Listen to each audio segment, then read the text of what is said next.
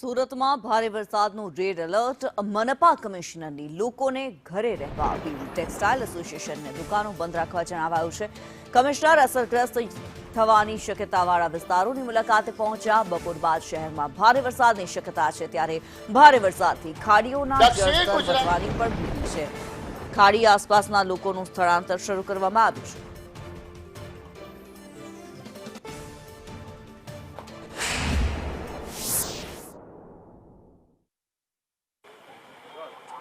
દક્ષિણ ગુજરાતમાં અતિ ભારે અને રેડ એલર્ટ જાહેર કરવામાં આવ્યું છે. 2 દિવસ સતત વરસાદ પડી શકે છે, જેના કારણે સુરતનું તંત્ર છે તે ખડે પગે જોવા મળી રહ્યું છે.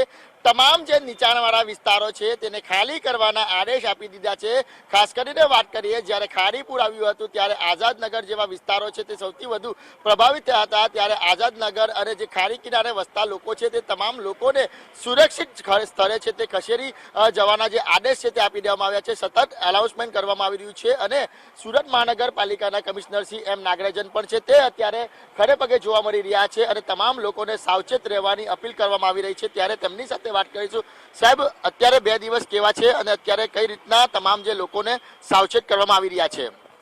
હા, ગઈકાલનું જે ઓરેન્જ એલર્ટ હતી, આજે રેડ એલર્ટ થયું છે અને એની અંદર આપણે જોઈ શકીએ કે વરસાદ પણ શરૂ થઈ ગયું છે. સુરત શહેર અને આજુબાજુના વિસ્તારોમાં પણ અત્યારે વાદળ બહુ દેખાઈ રહ્યું છે. તો અનુમાન એ છે કે બપોર પછી ખૂબ અતિ ભારે વરસાદ અને પવન સાથેનો વરસાદ થઈ શકે છે, જેને આપણે આગાહી કરેલા હતા.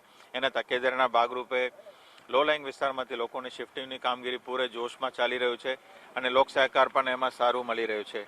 તો તમામ લોકોને આજે જે શહેરીજનોને વિનંતી છે કે આજે ઘરથી બહાર ના નીકળે, જેટલું થાય એટલું ટાલે અને આવતા 24 કલાક આપણે માટે ખૂબ તકેદારી સાથે રહેવાની ખૂબ જરૂર છે.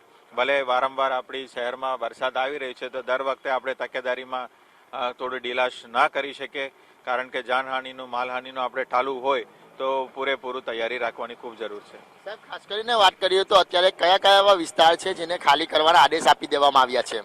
આપણને જે વારંવાર જે રજૂઆત મળી રહ્યો છે, લો લાઇંગ વિસ્તાર જ્યાં પાણીનું ભરાવ છે, ખાડીના લેવલ ઉપર થાય તો આપણને રસુલાબાદ જે છે, પછી ઉધના ઝોનમાં આપણે કમરુનગર છે, એના આજુબાજુના વિસ્તાર છે અને મીઠી ખાડીના વિસ્તારો પણ છે લિંબાયત ઝોનમાં, અને સંજયનગર જે છે ઝુંપડપટ્ટી છે અને બેદવાડ ખાડીના વિસ્તારો છે, એ તમામમાં તો રાખીએ છીએ.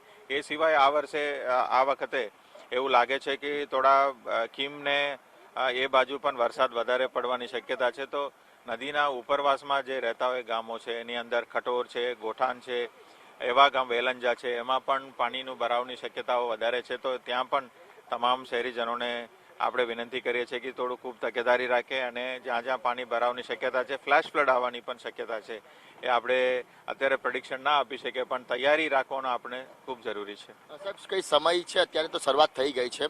કેટલા વાગ્યાથી કેટલા વાગ્યા સુધી અને કેટલા દિવસ અતિ ભારે છે આપણા દક્ષિણ ગુજરાત માટે?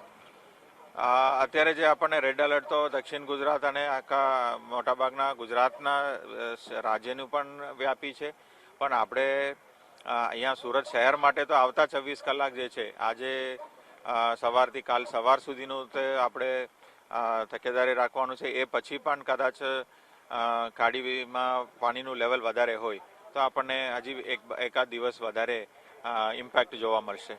બિલકુલ. તો ફરીથી દક્ષિણ ગુજરાતમાં રેડ એલર્ટ જાહેર કરવામાં આવ્યું છે. આવનાર 26 કલાક અતિ ભારે છે તે માનવામાં આવી રહ્યા છે, જેના તકેદારીના ભાગરૂપે અત્યારે સુરતના જે નીચાણવાળા વિસ્તાર છે, ખાસ કરીને વાત કરીએ તો ખાડીવાળા વિસ્તાર છે, તમામ જે લોકોને છે તે સુરક્ષિત સ્તરે ખસેડવા માટેની જે અપીલ છે અને કાર્યવાહી છે તે કરવામાં આવી છે. કેમેરા પર્સન ભૂષણ ચૌધરી સાથે મનીષ પરમાર,